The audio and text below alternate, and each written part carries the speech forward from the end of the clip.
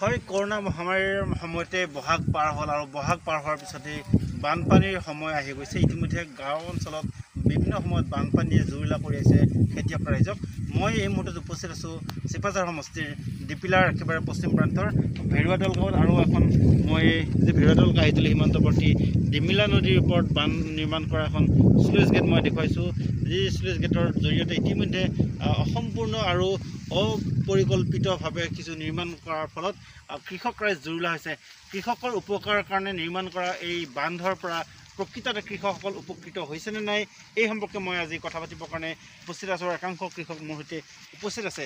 আমি দেখিছোঁ বিগত বছৰসমূহত প্ৰায় 7-8 বছৰ যোৱাৰ পিছতো বান্ধ সম্পূৰ্ণ হৈ উঠা নাই। আৰু ইয়াৰ যি আনুষংগিক কাম আছে, মথাউৰি নিৰ্মাণকে ধৰি যি ধৰণৰ পাৰ্শ্বৱৰ্তী এলেকাৰ যি কাম আছে, কেনেল প্ৰস্তুত কৰা, সকলোবিলাক কাম কিন্তু এতিয়াও অসম্পূৰ্ণ হৈ আছে।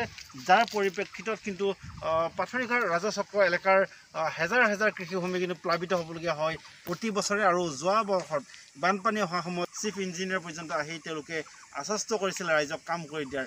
কাম কৰিলে নে নাই মই প্ৰকৃততে আপোনাৰ পৰা জানিব খুজিম। কি ক'ব, যোৱা সময়ছোৱাত যি আশ্বাস দিছিল বা কি হৈ আছে, বানটোৰ পৰা কি উপকাৰ আপোনালোকৰ? হয়, নমস্কাৰ। বানটোৰ পৰা এতিয়ালৈকে আমি একো উপকাৰ পোৱা নাই।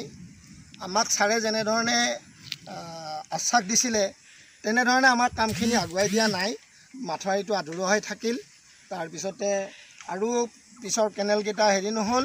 ইয়াৰ বানপানীয়ে আমাৰ উজনি অঞ্চলটোক বুৰোৱাৰ লগতে চিপাঝাৰ গোটেই সমষ্টিটো এই বানে বুৰাই পেলায়। আৰু যদি চৰকাৰখনে যদি তৎকালীনভাৱে আৰু বিভাগীয় কৰ্তৃপক্ষ আৰু DC মহোদয় আদি কৰি যদি এই কামখিনি তৎকালীনভাৱে কামখিনি নকৰে, ৰাইজৰ বিপদ অনিবাৰ্য। হয়, এয়া ৰাইজৰ বিপদ অনিবাৰ্য। বাৰিষা অহাৰ লগে লগে শংকিত হৈছে নৈপৰীয়া ৰাইজ। কি ক'ব আপুনি? নতুন মন্ত্ৰী পৰিষদ গঠন হৈছে, পীযুষ হাজৰিকাই দায়িত্ব গ্ৰহণ কৰিছে, আৰু কি ক'ব মন্ত্ৰী হ'ব? প্ৰথমে মই নতুন যিখন চৰকাৰ হৈছে তেওঁলোকক আমি শুভেচ্ছা জনাইছোঁ। তেওঁলোকৰ আশা কৰিছোঁ ভাল কাম কৰিব। আমাৰ যিটো ইয়াতে বান্ধ হৈছে, এই বান্ধটোৰ পৰা ৰাইজে বহুত আশা কৰিছিল এবাৰ খেতিয়ক ৰাইজৰ বহুত উপকাৰ হ'ব বুলি। কিন্তু এতিয়া দেখা গৈছে এইটো খেতিয়ক ৰাইজৰ উপকাৰ নহয়, এটা সমস্যাহে সৃষ্টি হৈছে। ইয়াতে আমাৰ কেইবাখনো গাঁও বাৰিষা বানৰ তলত ডুবি থাকে। কাহিতলী, হুচেন চুবুৰী, ভেৰুৱাদল, গভৰা, দলংঘাট, পদ্মাঝাৰ, তাৰপিছত বগাচলা, এনেকুৱাকৈ বহুত গাঁও গোটেই বাৰিষাটো ডুবি থাকে। চিফ ইঞ্জিনিয়াৰো আহিছিল, আহি তেওঁ আশ্বাস দিছিল আমাৰ খৰালিৰ ভিতৰত এই সমস্যাটো সমাধান কৰিব। কিন্তু আমি দেখা পালোঁ কোনো সমস্যা সমাধান এতিয়ালৈকে কৰা নাই। মাথাউৰি বন্ধা কথা আছিল, মাথাউৰিও অলপমান এটা ছাইডত বান্ধিছে, কিন্তু গোটেই সম্পূৰ্ণ এতিয়ালৈকে হোৱা নাই। এইবাৰ যদি সম্পূৰ্ণকৈ নবনায় আকৌ একে অৱস্থা হ'ব। আকৌ ৰাইজে জুৰুলা হ'ব, খেতিপথাৰ মাৰিব। হয়, এয়া হৈছে স্থানীয় ৰাইজৰ ভাষ্য। আপুনি কৃষক হিচাপে মই সুধিম, আপুনি খেতি কৰে, উপকাৰ হৈছেনে এইখনৰ পৰা?